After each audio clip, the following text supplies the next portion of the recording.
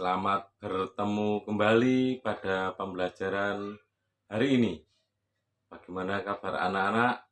Semoga selalu dalam keadaan sehat selalu. Anak-anak, hari ini kita akan belajar tentang ciri-ciri makhluk hidup. Apa itu makhluk hidup dan bagaimana cara bergeraknya, bagaimana cara berkembang biaknya akan dipelajari pada hari ini. Selain itu kita juga akan belajar tentang PKN, yaitu tentang nilai dari sila-sila Pancasila, terutama sila pertama. Nah, selamat menyimak video pembelajaran hari ini. Selamat belajar, tetap semangat selalu. Adik-adik, hari ini kita akan belajar bersama-sama untuk mata pelajaran tematik untuk adik-adik yang duduk di kelas 3 sekolah dasar. Hari ini kita akan belajar di tema 1, subtema 1, pembelajaran yang kedua.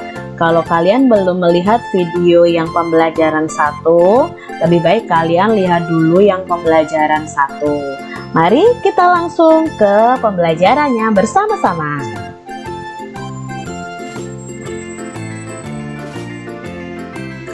Kamu telah mengetahui ciri-ciri makhluk hidup di pembelajaran pertama. Jadi kamu sudah belajar nih di pembelajaran pertama tentang ciri-ciri makhluk hidup. Ciri-ciri makhluk hidup yang pertama pastinya makhluk hidup itu bernafas. Lalu makhluk hidup itu bergerak, bertumbuh dan berkembang, membutuhkan makan dan minum, berkembang biak dan peka terhadap rangsangan. Jadi ini adalah ciri-ciri makhluk hidup. Kalau makhluk hidup itu tidak bernafas atau tidak bergerak, maka itu bukan disebut makhluk hidup tapi disebut makhluk yang mati. Makhluk hidup dapat bergerak dengan cara yang berbeda-beda. Kita sebagai manusia, cara bergeraknya itu berjalan menggunakan kaki. Kalau ikan itu berenang dengan siripnya, cicak merayap di dinding dengan kakinya. Di sini Kak Citra akan menyampaikan cara bergerak berbagai macam hewan ya. Cara bergeraknya ada macam-macam nih. Yang pertama ada yang berenang menggunakan siripnya. Ini pastinya ikan, seperti paus, lumba-lumba dan sebagainya. Lalu ada juga cara hewan bergeraknya dengan terbang menggunakan sayapnya. Antara lain contohnya kupu-kupu, burung, kumbang, belalang, lebah, dan capung. Lalu ada juga yang berjalan dengan kakinya, seperti ayam, burung, itik, angsa, kuda, gajah, sapi. Ya. Lalu ada yang melompat juga, seperti katak, kelinci, kanguru. Ada juga hewan yang cara bergeraknya dengan melata menggunakan perutnya, seperti ular, cacing, juga ada buaya. Lalu ada yang memanjat dengan kedua tangan dan kakinya seperti beruk, yang bergelantungan seperti kera dan orang hutan. Ini adalah macam-macam cara bergerak hewan. Apakah tumbuhan juga bergerak, adik-adik? Nah, kita mau cari tahu nih, apakah tumbuhan juga bergerak seperti manusia atau hewan? Cara tumbuhan bergerak. Di sini Kak Cinta punya dua gambar, yaitu gambar putri malu, tumbuhan putri malu, dan matahari. Bagaimana gerakan yang dilakukan tumbuhan? Jika kamu perhatikan, pucuk tumbuhan umumnya akan bergerak menuju ke arah datangnya sinar matahari. Jadi bergeraknya itu selalu mengikuti arah datangnya sinar matahari. Gerakan tersebut bertujuan untuk memperoleh sinar matahari atau untuk melindungi diri. Pernahkah kamu menyentuh daun putri malu? Nah, ini daun putri malu ini kalau disentuh, bagaimana posisinya? Bandingkan keadaan daun putri malu di saat siang dan malam hari. Daun putri malu akan segera mengatup nih seperti ini jika disentuh, dan demikian juga jika udara di sekitarnya dingin atau di saat malam hari. Kalau tidak disentuh akan membuka seperti ini adik-adik, tapi ketika disentuh daunnya akan mengatupkan. Ini juga termasuk cara tumbuhan bergerak. Contoh lainnya adalah bunga matahari. Bunga matahari ini bergerak sesuai dengan arah datangnya sinar matahari. Di pagi hari, bunga matahari akan menghadap ke timur karena sinar matahari berada di timur saat matahari terbit. Di tengah hari atau siang hari, bunga mataharinya akan menghadap ke atas karena matahari pas di atasnya ya adik-adik ya kalau siang hari. Dan pada sore hari, bunga matahari akan menghadap ke barat karena mengikuti arah cahaya mataharinya.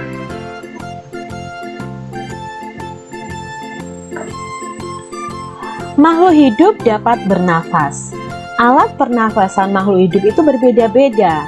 Manusia itu bernafasnya dengan paru-paru. Nah ini, alat pernafasan kita itu paru-paru yang terletak di rongga dada kita.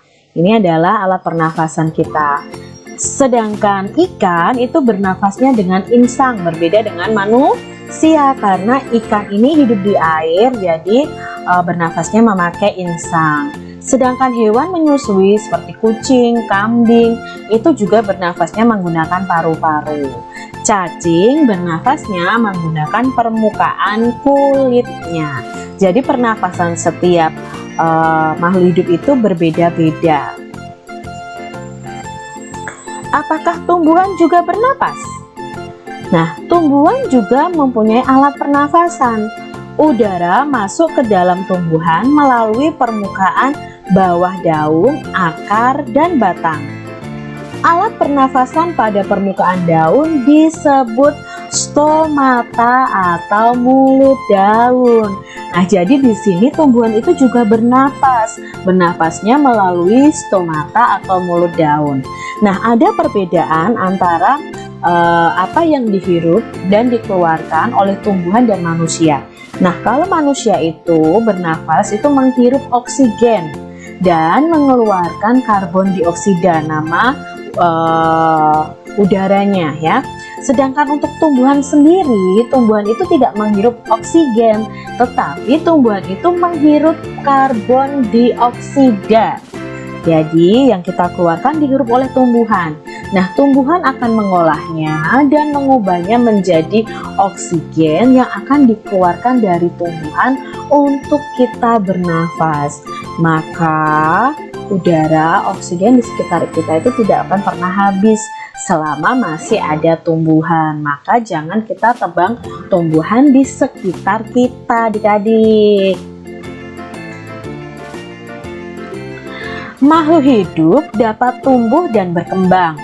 Tumbuh artinya bertambah ukuran tinggi dan beratnya. Coba kalian ingat ketika kalian masih bayi. Kalian bandingkan dengan tinggi dan berat badan kalian sekarang. Pasti berbeda adik-adik. Nah, berarti adik-adik mengalami yang namanya pertumbuhan.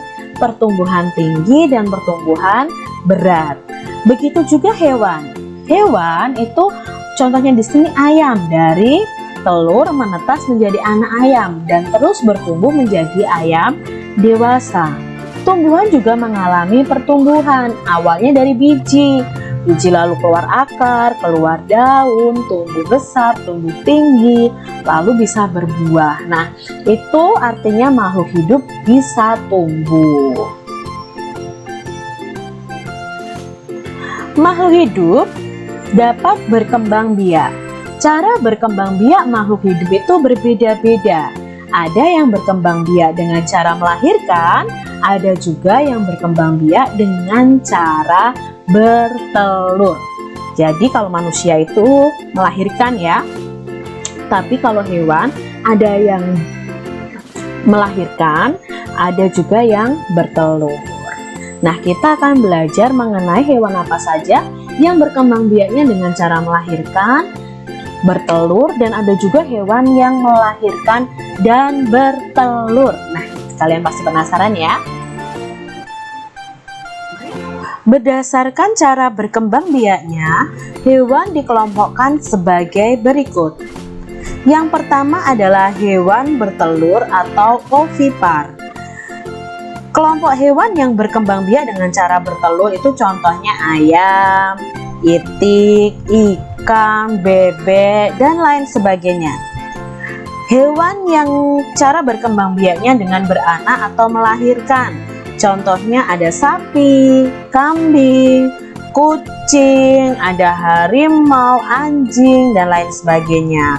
Lalu ada hewan yang bertelur dan beranak. Nah, ini disebut ovovivipar. Jadi proses bertelur dan beranak berlangsung secara berurutan. Contoh hewan yang berkembang biak dengan bertelur dan beranak yaitu ada ular, ada kuda laut, ada ikan pari. Kalau ini bukan bebek ya adik-adik ya, Kak Citra lupa nama hewan ini, yang pastinya ini juga termasuk hewan ovovivipar. Makhluk hidup peka terhadap rangsang. Kepekaan makhluk hidup terhadap rangsang itu berbeda-beda. Jika kita melihat sinar matahari atau sinar yang sangat menyilaukan, dengan cepat kita akan menutup mata. Nah, ini disebut dengan peka terhadap rangsang. Lalu pada tumbuhan, contohnya adalah daun putri malu. Daun putri malu jika disentuh akan menutup daunnya. Ada juga buah pada pohon pacar Cina yang akan meletus jika disentuh. Jadi ini adalah buah pada pohon pacar Cina. Kalau itu disentuh itu akan membuka adik-adik. Jadi seperti meletus ya, tapi tidak meletus seperti balon itu tidak, tapi akan membuka buahnya. Lalu pada hewan itu ada landak dan kaki seribu yang akan menggulungkan badannya jika disentuh atau dalam keadaan yang bahaya. Jadi ini peka terhadap rangsang. Manusia adalah makhluk hidup yang paling sempurna. Manusia dapat melakukan gerakan dengan bermacam-macam cara. Perhatikan gambar berikut ini. Ikuti berbagai gerak berjalan dan berlari seperti gambar. Nah, di sini ada gerakan berjalan ke samping kiri, berjalan ke samping kanan, berjalan ke depan, dan berjalan ke arah belakang. Saat kita berjalan ke arah belakang harus berhati-hati ya adik-adik, karena kita tidak melihat ada benda apa di belakang kita. Jadi ketika kamu melakukan gerakan ini harus didampingi oleh guru atau orang tua kalian. Lalu gerakan berikutnya adalah gerakan berlari. Yang pertama berlari ke depan, lalu berlari ke belakang, berlari ke arah samping kanan, dan berlari ke arah samping kiri. Kegiatan berlari juga bisa dilakukan dengan berlari belok-belok dan membentuk lingkaran. Nah, dalam gerakan berjalan dan berlari, saat kaki kita melangkah, otomatis tangan kita juga mengayun. Langkah kaki dan ayunan tangan harus berlawanan arah. Jika kaki kanan yang melangkah, maka tangan yang mengayun adalah tangan kiri. Begitu juga sebaliknya. Lalu cobalah melakukan gerakan gabungan antara jalan dan berlari seperti gambar berikut. Buatlah kelompok yang terdiri atas 5 siswa. Ikuti tahapan kegiatan seperti berikut ini. Buatlah barisan di depan garis awal atau garis start. Kegiatan pertama adalah berjalan menuju garis finish. Jadi berjalan maju menuju garis finish. Sesampainya di garis finish tidak langsung selesai adik-adik. Kalian harus berjalan mundur sampai kembali di garis start. Jadi ketika berjalan mundur, siapa yang paling cepat itulah pemenangnya. Kegiatan kedua yang bisa kalian lakukan adalah kegiatan berlari dari garis start menuju garis finish. Ketika kalian sudah berlari ke arah depan sampai di garis finish, kalian harus kembali lagi berlari mundur dari garis finish menuju garis start. Nah, siapa yang paling sampai di garis start duluan nih karena berlari mundur, maka itulah pemenangnya. Kekuatan kaki menjadi faktor utama keberhasilan dalam kegiatan perlombaan gerak, berjalan, dan berlari. Dalam setiap perlombaan itu selalu ada yang menang dan ada yang kalah. Pemenang harus bersyukur dan tidak boleh sombong. Sebaliknya, yang kalah juga tidak boleh berkecil hati dan harus terus berusaha. Bersyukur pada Tuhan. Semua makhluk hidup yang ada di dunia ini adalah ciptaan Tuhan. Keragaman cara bergerak makhluk hidup juga karena kekuasaan Tuhan. Semua itu adalah karunia Tuhan yang harus disyukuri. Menjaga kesehatan tubuh kita adik-adik merupakan salah satu cara mensyukuri karunia Tuhan. Menghargai kemampuan teman yang lain juga merupakan bagian dari sikap syukur kepada Tuhan. Bersyukur kepada Tuhan termasuk pengamalan sila pertama Pancasila, yaitu ketuhanan yang Maha Esa. Lambang sila pertama adalah bintang. Nah, lambang bintang ini menunjukkan bahwa bangsa Indonesia itu menyatakan kepercayaan dan ketakwaannya terhadap Tuhan yang Maha Esa. Taat terhadap perintah Tuhan dilaksanakan dengan melakukan atau menjalankan setiap perintah Tuhan dengan baik. Selain itu, kita juga harus saling menghargai kepercayaan maupun agama orang lain. Bersyukur adalah berterima kasih atas semua yang diberikan Tuhan kepada kita. Nah, kita ingat lagi tentang Pancasila. Garuda Pancasila adalah lambang negara Indonesia. Burung Garuda ini besar, gagah, dan perkasa. Lihatlah perisainya adik-adik. Nah, di perisai ini memuat simbol atau lambang dari sila-sila pada Pancasila. Pancasila ini adalah dasar negara kita. Nah, ini adalah perisainya yang terdapat lambang atau simbol dari sila-sila pada Pancasila. Pancasila itu berasal dari dua kata, yaitu panca dan sila. Panca itu artinya 5. Sila itu artinya dasar atau aturan. Jadi Pancasila itu artinya 5 dasar atau 5 aturan.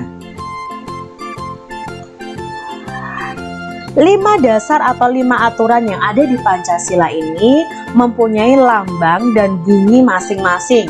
Contohnya sila pertama dilambangkan bintang, bunyinya ketuhanan yang Maha Esa. Sila kedua dilambangkan rantai, bunyinya kemanusiaan yang adil dan beradab.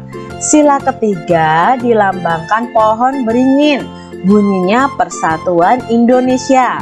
Sila keempat dilambangkan kepala banteng, bunyinya kerakyatan yang dipimpin oleh hikmat kebijaksanaan dalam permusyawaratan perwakilan.